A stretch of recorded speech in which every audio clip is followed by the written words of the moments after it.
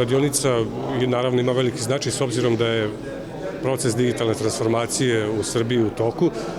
Ministarstvo je naravno prepoznalo grad Šabac takođe u organizaciji Startit centra.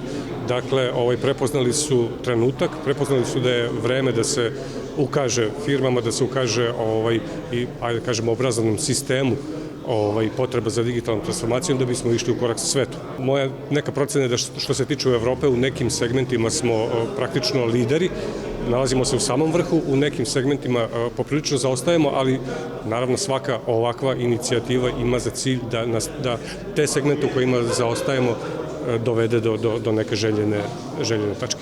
Trebalo bi unapraviti svesnost firmi, pod broj jedan, znači ljudi koji rade u firmama, koji vode firmi, unapraviti svest o četvrtoj industrijskoj revoluciji u kojoj se trenutno, ajde da kažemo, nalazimo. Dakle, neophodno je da se izvrši proces digitalne transformacije da bi naše firme bile konkurentne u svetu. Znači, kao jedan osnov za ekonomski prosperitet društva.